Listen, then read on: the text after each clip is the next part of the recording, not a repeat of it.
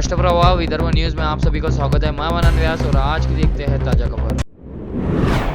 Bank में जमा सोने की जांच करने वाले कर्मचारी ने ग्राहक से मिलीभगत कर नकली आभूषण बैंक में जमा कराकर लोन लेकर बैंक से 73,90,000 की धोखाधड़ी की। इस मामले में पाचपावली पुलिस ने आरोपी के खिलाफ धोखाधड़ी का मामला दर्ज किया है। अनिल उरकुड़े आरोपी का नाम है। बैंक में सोने की जांच करने वाले कर्मचारी द्वारा इस्तेमाल किए गए नुस्खे से सभी आश्चर्यचकित है। पाचपावली थाना अंतर्गत कमाल चौक पर शिक्षक सहकारी बैंक स्थित है। अनिल उरकुड़े एक सुनार है और उन्हें आभूषणों का निरीक्षण करने के लिए नियुक्त किया गया है। अनिल पर बैंक में गिरवी के तौर पर सोना रखकर यह जांचने की जिम्मेदारी थी कि कर्जदार के गहने असली है या नहीं। उसके सर्टिफिकेट के आधार पर ही सोना गिरवी रखने वाले ग्राहकों को लोन दिया जाता था। 24 मार्च 2017 से 31 जुलाई 2018 यानी 16 महीनों में उन्होंने 16 ग्राहकों से मिलीभगत कर धोखाधड़ी की घटना को अंजाम दिया। दिलचस्प बात यह है कि सभी ग्राहक उसके द्वारा बनाए गए थे। उन्होंने नकली आभूषण लाने वाले ग्राहकों को ऋण प्राप्त करने को मदद दी, यानी नकली गहने होने के बाद भी उन्होंने बैंक को असली होने का सर्टिफिकेट दे दिया, तो बैंक ने उन सभी ग्राहकों को लोन दे दिया। ग्राहकों द्वारा पहले कुछ किस्तें चुकाई गई। कई दिन बाद भी जब ग्राहक किस्त नहीं चुका रहा था तो बैंक प्रबंधन ने पूछताछ की, ग्राहकों से संपर्क किया। इसके बाद भी ग्राहक ने पैसे वापस नहीं किए। बैंक स्टाफ ने जब बार बार मामला उठाया तो गौरव बंधु ने बैंक प्रबंधन को पूरी घटना बता दी और इस फर्जी मामले का भांडाफोड़ हो गया।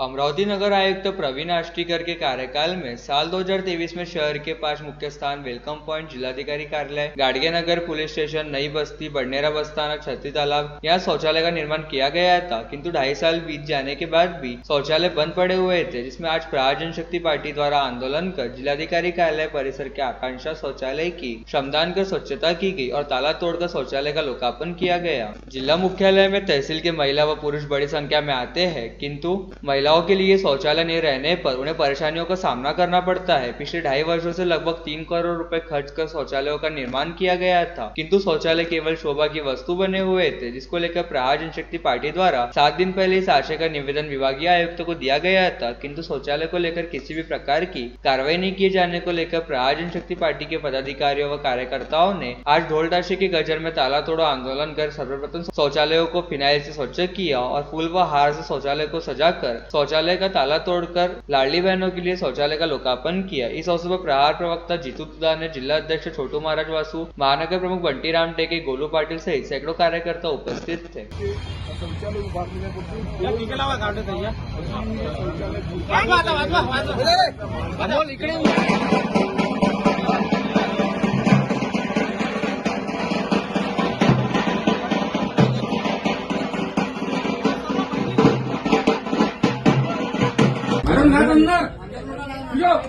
अरे लात मारो ना अंदर, सीधा करो ना, सीधा करो ना, थोड़ा बात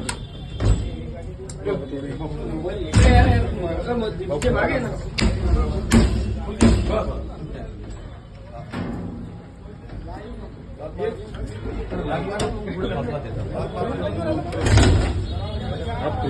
मांगोड़ा बाप रे बाप, देखो देखो देखो ये मनपाची भ्रष्टाचार नीति, देखो मनपाची भ्रष्टाचार नीति ज्यादा श्रद्धालु है।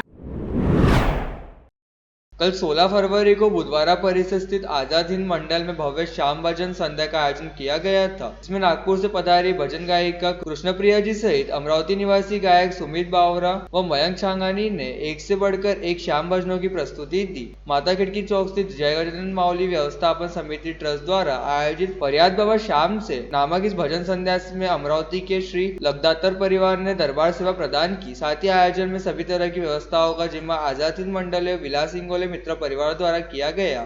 इस आयोजन में डॉक्टर नीलिमा इंगोले, पूर्व पार्षद सुनीता बेले, जया बर्दे, सुवर्णा नवगरे, संगीता नवरे, अनिता फंसे, ममता इंगोले सहित आजाद हिंद गणेशोत्सव मंडल, जय गजानन माउली प्रबंधन समिति ट्रस्ट, विलास इंगोले मित्र परिवार और श्री श्याम लखदातार परिवार के सदस्य सहित भक्तगण बड़ी संख्या में उपस्थित थे।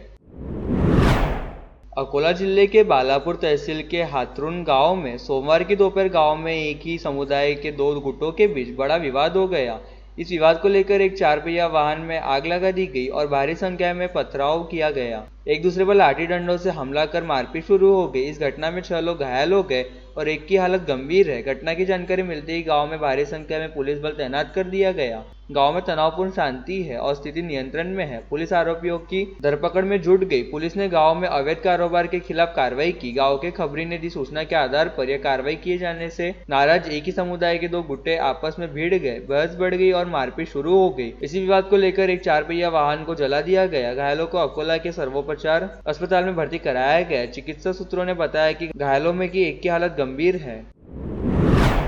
बुल्डाना जिले के मलकापुर में एक नाबालिग लड़की को प्रेम जाल में फंसाकर यौन शोषण करने का चौंकाने वाला मामला सामने आया है। आरोपी युवक 27 साल का है। सब कुछ खोने के बाद पीड़िता अपने माता पिता के साथ मलकापुर सिटी पुलिस स्टेशन पहुंची। अपने ऊपर हुए अत्याचार की सच्चाई बताने के बाद मलकापुर पुलिस ने पॉस्को एक्ट के तहत मामला दर्ज किया। आरोपी का नाम समीर राजू देशमुख है। लड़की और दुआलगांव के समीर देशमुख के बीच कथित दोस्ती थी। दोनों की पहचान सोशल मीडिया के जरिए हुई थी। जान पहचान कथित प्यार में बदल गई। इसी बीच 12 दिसंबर 2024 को आरोपी युवक लड़की को मलकापुर के हैंगआउट नामक कैफे में ले गया। वहां उसकी मर्जी के खिलाफ उसका शारीरिक शोषण किया और उसका सब कुछ लूट लिया। अकोला महानगर पालिका में कर्मचारियों के प्रमोशन में करीब 13 साल लग गए। जो अधिकारी कर्मचारी 2012 में प्रमोशन के पात्र थे, उन्हें वास्तव में 2025 में लाभ दिया गया। मनपा में 2012 से पात्र कर्मचारियों को पदोन्नति का लाभ नहीं मिला। नगर निगम आयुक्त प्रशासक डॉक्टर सुनील लहाने ने कुल 52 योग्य कर्मचारियों को पदोन्नत किया है। इनमें क्लास 3 के 6 पद है। रिक्त पदों पर अधीक्षक के 10 पद, वरिष्ठ लिपिक के 12, लिपिक के 16, लेखाकार 1 पद, वरिष्ठ लेखा परीक्षक 1 पद, कनिष्ठ लेखा परीक्षक 2 पद, कैशियर 1 पद, स्टाफ नर्स 1 पद, वरिष्ठ स्वच्छता निरीक्षक 5 पद, इलेक्ट्रीशियन 1 पद तथा चतुर्थ श्रेणी में मुक्कादम 2 कुल 52 कर्मचारियों को पदोन्नति का लाभ दिया गया है। गृह मंत्री के शहर में फिलहाल कानून व्यवस्था चरमरा गई है। हत्या की घटनाओं में भारी वृद्धि हुई है और पुलिस की विफलता स्पष्ट है। रविवार की रात गैंगस्टर कार्तिक चौबे की हत्या कर दी गई। सक्करदरा इलाके में गौरव खड़गकर हत्याकांड का आरोपी कुख्यात गैंगस्टर कार्तिक चौबे 5 साल बाद जेल से रिहा हुआ। इस बीच वह फिर से दबदबा बनाने की कोशिश में लग गया था। यही बात सक्करदरा इलाके के अन्य गैंगस्टरों को परेशान कर रही थी। इसी बात को लेकर रविवार की रात करीब 4-5 आरोपियों ने अचानक धारदार हथियार से वार कर उसकी हत्या कर दी। यह घटना रविवार रात करीब 1 बजे सक्करदरा के हनुमान मंदिर, साहू गार्डन, सोमवारी कॉटन इलाके में घटी। कार्तिक उमेश चौबे मारे गए बदमाश का नाम है। वह शादीशुदा है और उसकी पत्नी उसे छोड़कर चली गई है। मिली जानकारी के मुताबिक कार्तिक चौबे आपराधिक प्रवृत्ति का था। सक्करदरा इलाके में बड़ा आतंक था। बताया जाता है कि उस पर करीब 12 से 14 गंभीर अपराध दर्ज है। टाकली जहांगीर गांव में रहने वाली 15 वर्षीय नाबालिग लड़की ने अपने ही घर में फांसी लगाकर आत्महत्या कर ली। विगत 15 जनवरी की शाम उजागर हुई इस घटना की जानकारी मिलते ही नांदगांवपेट पुलिस ने तुरंत मौके पर पहुंचकर घटनास्थल का पंचनामा करते हुए शव को पोस्टमार्टम हेतु भिजवाया तथा पोस्टमार्टम के जरिए पता चला कि उक्त नाबालिग लड़की गर्भवती थी। इसका सीधा मतलब है कि किसी व्यक्ति ने उक्त नाबालिग के साथ शारीरिक संबंध बनाए थे, जिसके चलते उक्त नाबालिग गर्भवती हुई थी और संभवतः यह बात खुल जाने की भय से उसने आत्महत्या कर ली। ऐसे में नांदगांवपेट पुलिस ने बीएनएस की धारा 65(1) 107 तथा पॉक्सो एक्ट की धारा 4 व 6 के तहत अज्ञात के खिलाफ आपराधिक मामला दर्ज करते हुए जांच शुरू की है। इस संदर्भ में मिली जानकारी के मुताबिक 15 फरवरी की शाम नांदगांवपेट पुलिस को सूचना मिली थी कि टाकली जहांगीर गाँव में रहने वाली 15 वर्षीय लड़की ने अपने ही घर में फांसी लगा ली है। ये जानकारी मिलते ही पुलिस का दल तुरंत मौके पर पहुंचा तथा उक्त नाबालिग को फांसी के फंदे से नीचे उतारा, लेकिन तब तक उसकी मौत हो चुकी थी। ऐसे में पुलिस ने घटनास्थल का पंचनामा करते हुए शव को पोस्टमार्टम हेतु भिजवाया और 16 फरवरी को हुए पोस्टमार्टम के बाद पता चला कि उक्त नाबालिग युवती गर्भवती थी। बदनामी के भय से उक्त नाबालिग ने खुदकुशी कर ली।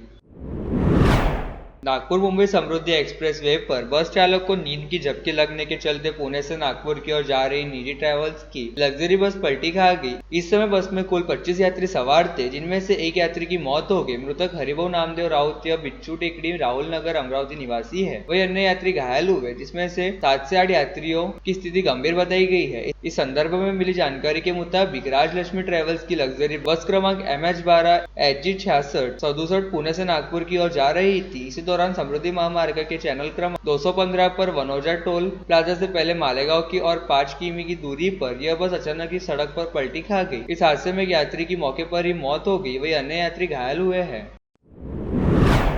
रामपुरी कैंप परिसर में मुख्य मार्ग से लगकर पेरवानी नामक व्यक्ति की देशी दारू की दुकान हटाने के लिए नागरिकों ने जिलाधीश को ज्ञापन दिया, जिसमें कहा गया है कि देशी दारू के दुकान के पास ही मनपा का सार्वजनिक बगीचा है और इस बगीचे में रामपुरी कैंप, नानक नगर, सिद्धार्थ नगर व भीमनगर परिसरवासी महिला, पुरुष तथा बच्चों का हमेशा आना जाना रहता है, जिनके पास में ही स्थित देशी दारू के दुकान से शराब पीकर निकलने वाले शराबी की वजह से काफी तकलीफों का सामना करना पड़ता है। अतः इस देशी दारू की दुकान को तत्काल बंद किया जाए, इस आशय की मांग का ज्ञापन परिसरवासियों द्वारा जिलाधीश को सौंपा गया। इस ज्ञापन में बताया गया है कि देशी दारू की इस दुकान से 100 मीटर के भीतर सीपी हिंदी हाई स्कूल है, साथ ही 100 मीटर के भीतर ही बुद्ध विहार भी है, परंतु शाला व धार्मिक स्थल से सार्वजनिक उद्यान से 100 मीटर की दूरी के भीतर देशी दारू के दुकान को अनुमति प्रदान की गई है। ज्ञापन सौंपते समय निखिल शेंडे, भूषण बंसोड़, रेखा बंसोड़, सचिन नाइक, सोनाली नाइक, जया वरपट, अनिल वरपट, किशोर रायबोले, मुकेश नितवनवरे, प्रदीप खंडारे, प्रदीप तायडे, अमरदीप खिराले, मदन गायकवाड़, आशीष लुल्ला सहित क्षेत्र के नागरिक उपस्थित थे।